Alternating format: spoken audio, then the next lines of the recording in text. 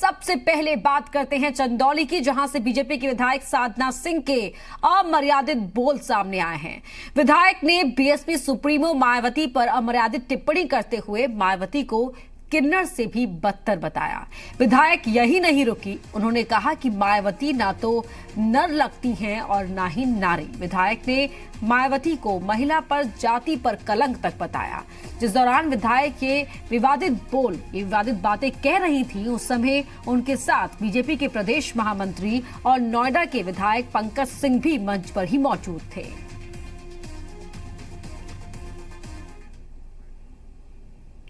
आज की महिला सब कुछ लुट गया, उसके बाद भी कुर्सी छड़ पाने के लिए अपने सारे सम्मान को बेच दिया।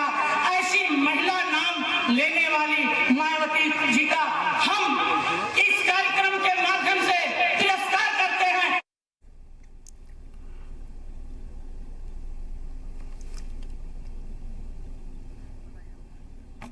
तो बता दें आपको कि चंदौली से विधायक जिनकी अमर्यादित टिप्पणी के बाद अब सियासी बवाल शुरू हो गया है। बीजेपी विधायक साधना सिंह के ये बिगड़े बोल और उस वक्त मंच पर उनके साथ गौतम बुद्ध नगर से विधायक पंकज सिंह भी मौजूद थे, प्रदेश के महामंत्री भी हैं पंकज सिंह। और सवाल ये उठ रहा है कि क्या ऐसी बयानबाजी से, क्या इस तरह की टिप्पणियों से चुनाव जीता जाएगा? आखिर ऐसे विधायकों पर नकेल कब लगेगी? इस तरह की टीका टिप्पणी, इस तरह के शब्दों का इस्तेमाल क्या एक माननीय को सूट करता है? क्या उन्हें शोभा देता है? सार्वजनिक मंच पर एक पार्टी की अध्यक्ष के लिए इस तरह के शब्दों का इस्तेमाल करना, महिला होकर महिला के लिए इस तरह के शब्दों का इस्तेमाल करना, आखिर साधना सिंह क्या करना चाहती थी अपने इस बयान के जरिए? किस तरह का संदेश वो अपने समर्थकों को दे रही थी? ये तमाम सवाल उठते हैं और सवाल ये भी उठता है कि क्यों इस तरह की बयानबाजी देखने को मिलती है, सुनाई देती है जब चुनाव करीब आते हैं। एक महिला विधायक ने एक पार्टी की राष्ट्रीय अध्यक्ष जो एक महिला है, उनके लिए इस तरह के शब्दों का इस्तेमाल किया सार्वजनिक मंच से।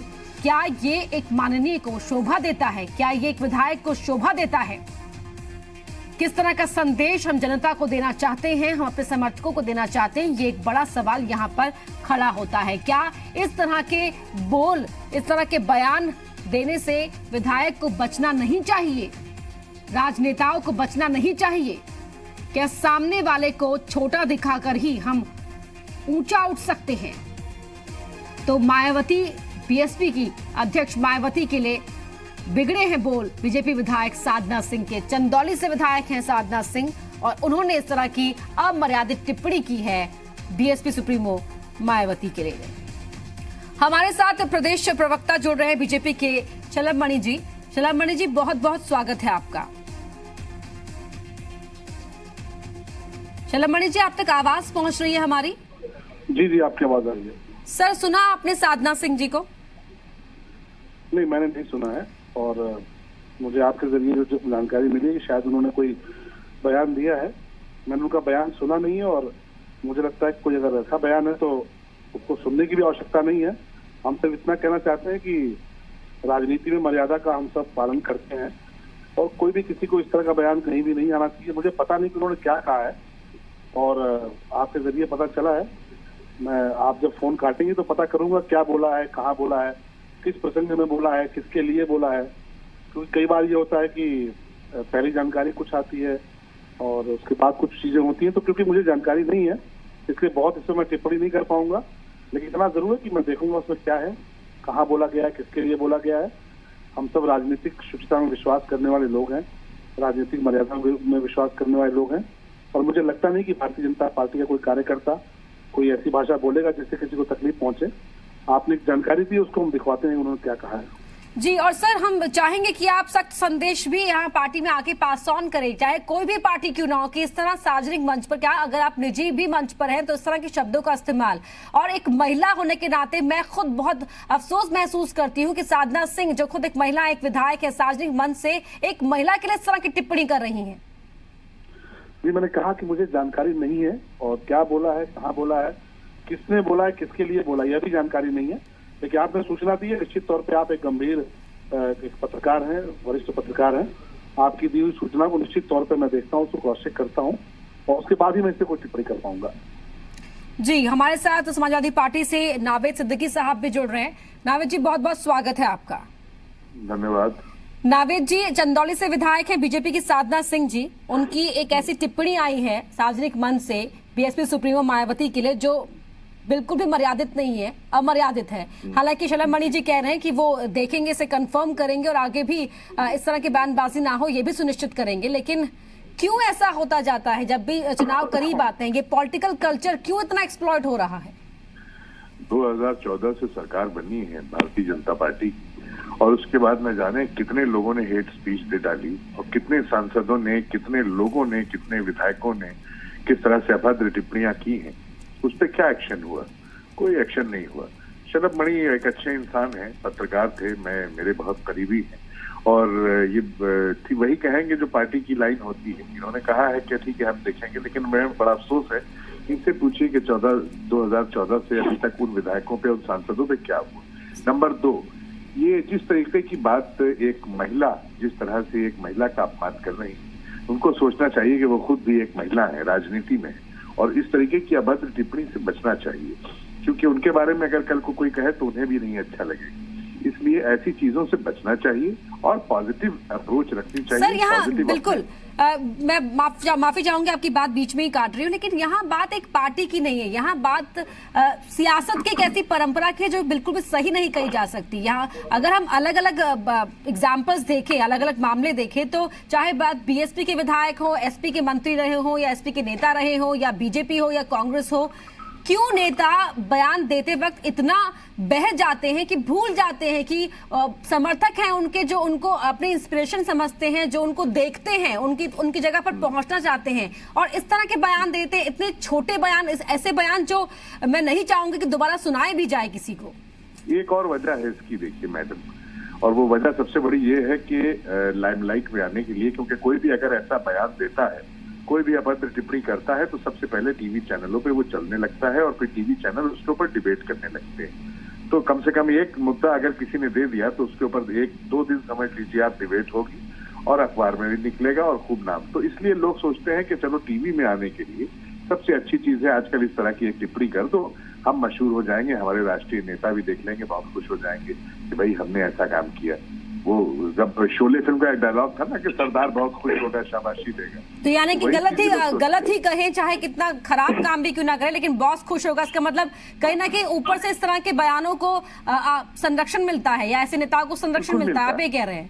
बिल्कुल मिलता है, बिल्कुल मिलता है, चाहे वो आपकी पार्टी के ही क्यों ना नेता कार्यकर्ता हो। देखिए हमारी पार्टी में तो अगर कोई ऐसी चीज कहता है, जब से राष्ट्रीय अध्यक्ष श्री अखिलेश यादव जी हुए उसके बाद से आप देख लीजिए, किसी ने भी अगर इस तरीके की अभद्र टिप्पणी की उसके खिलाफ एक्शन हुआ, चाहे वो जो भी हो। अगर कोई ऐसी बात है तो उससे माफी भी मंगवाई गई, उसे पार्टी से भी निष्कासित किया गया 6 वर्षों के लिए। ये एग्जाम्पल है, ये हमारे राष्ट्रीय अध्यक्ष का काम है।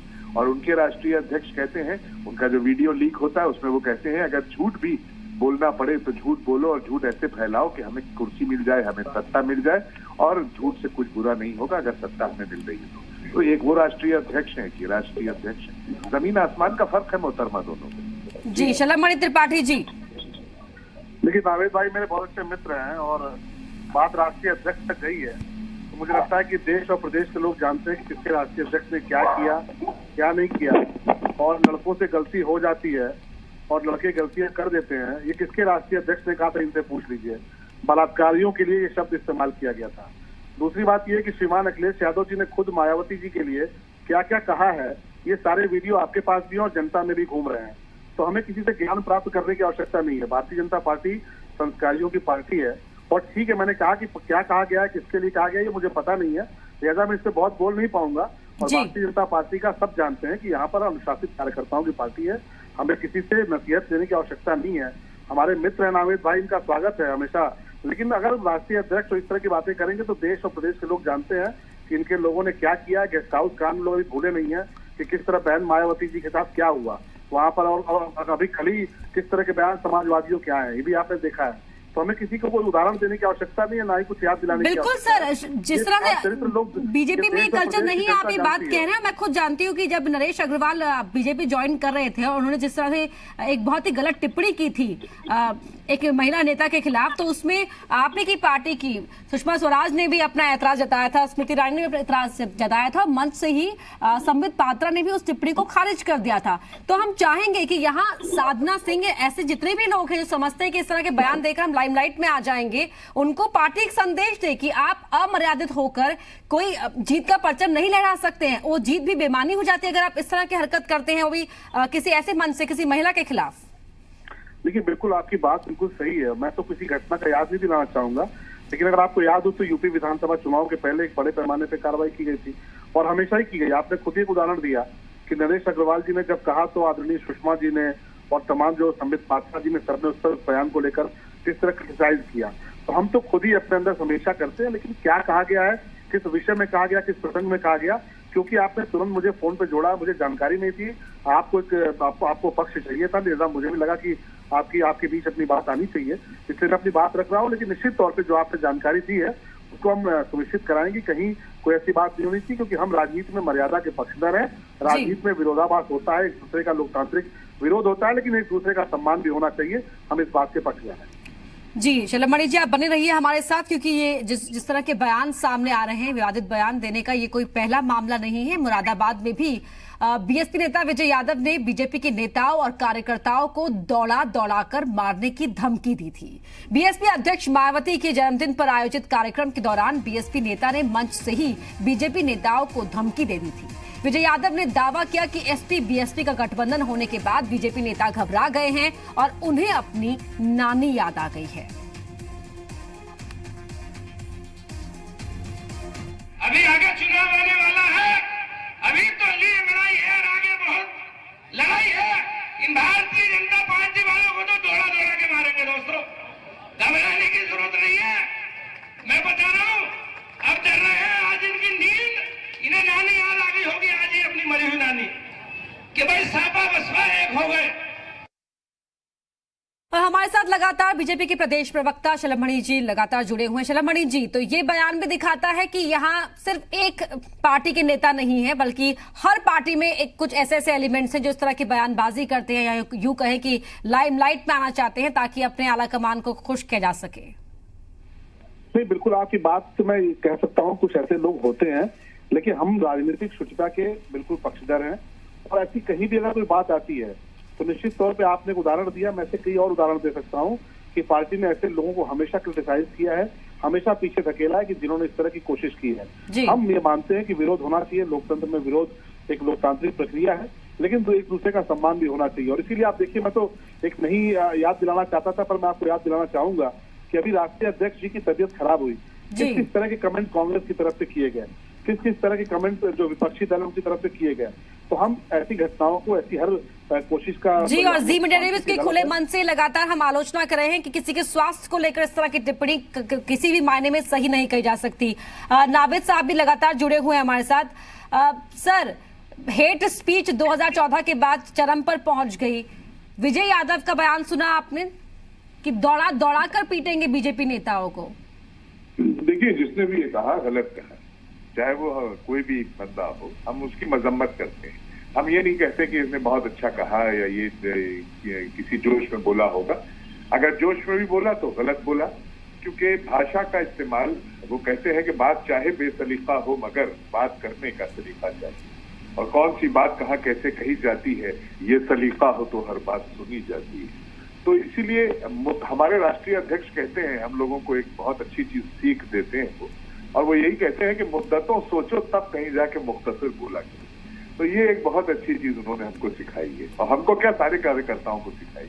हम बीजेपी वालों की तरह नहीं है जो एडीआर की रिपोर्ट में आता है कि 90% से ज्यादा लोग जो है वो हेट स्पीच में इन्वॉल्व हैं और नफरत भरी भाषा सबसे ज्यादा भारतीय जनता पार्टी के लोग बोलते हैं, और जो जवाब में उनको मिलता है वो वही है जो उन्होंने बोया है, जो वो सिखा रहे हैं वही। कुछ नेता ऐसे हैं जो वो के जोश में आकर बोल देते हैं, लेकिन गलत है। हम मजम्मत करते हैं, ये नहीं, ऐसी भाषा का इस्तेमाल नहीं होना चाहिए। जी, बहुत शुक्रिया आप दोनों का हमसे बातचीत करने के लिए।